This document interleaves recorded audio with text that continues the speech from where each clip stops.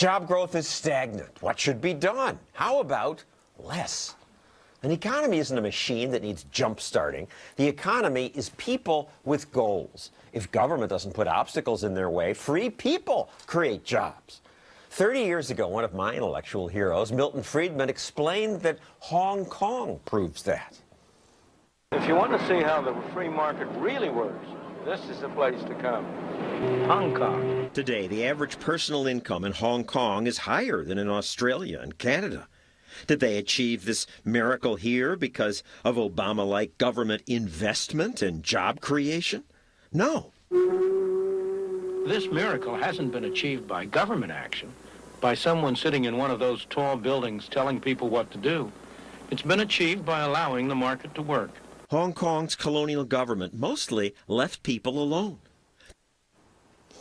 Leaving people alone, that's a novel idea. A few politicians get that, but one who does is a man who's been called the most presidential man in America, Indiana Governor Mitch Daniels.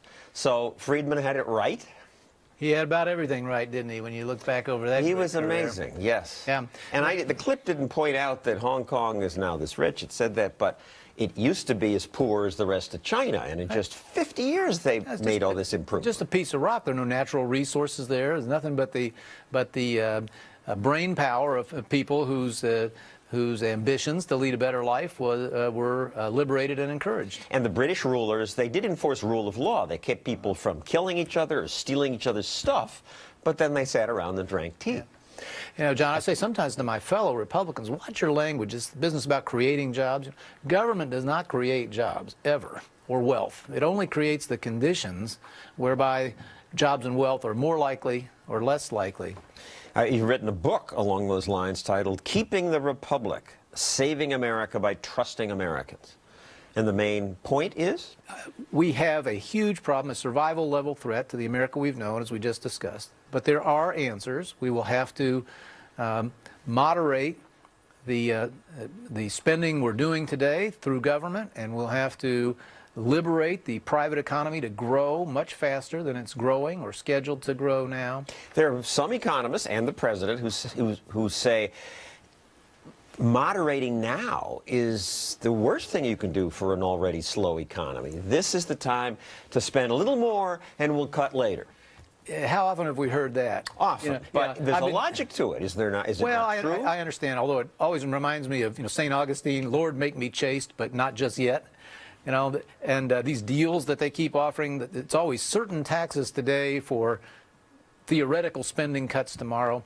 At least putting the nation on a track to lower debt in the future is the first step of a jobs program. We've got to show the world and ourselves that America is not going over a fiscal Niagara. In your home state, Indiana, you're now the Mercatus Center ranked as the #3 state in terms of how economically free it is, and that's where Hong Kong ranks high. You're behind New Hampshire and South Dakota, but you're higher than you were before you came to office. What'd you do? Everything. We ask, and to this day, ask and measure every aspect of state government. I always ask, what can you do better, do faster, or frequently stop doing to make it more likely the next job and the next investment happens here and not somewhere else? And just steadily we've tried to make regulation more predictable and faster, make our tort system less subject to abuse, build infrastructure that business needs to be efficient, and then obviously lower taxes and lower the cost of hiring people any way we can. You also privatized some infrastructure. You sold your toll road. Well, careful. We leased it. You leased your toll road. We still own it and always will. It's run as a public utility, basically. But the private company's more efficient than you were government workers? Well, they sure thought they could be, because they handed us a check for $4 billion, no taxes, no borrowing, which we have reinvested. You know, we're in the biggest building boom in Indiana in our state's history, and it's thanks to that transaction. You dropped a right-to-work bill in Indiana. People say you wimped out. This would have allowed people not to join a union. Well, it's a legitimate issue, but I didn't think it was the time for it. It was sprung without any preparation. No one had campaigned on it. No one had said to the people of Indiana in the election that was just over, this is what we'd like to do. And the other reason, John, quite honestly, was that I thought it had the prospect, and this proved to be correct, to derail some other things that we thought were also very urgent, specifically the most sweeping reforms of public education effected yet in America. It just wasn't worth the political capital.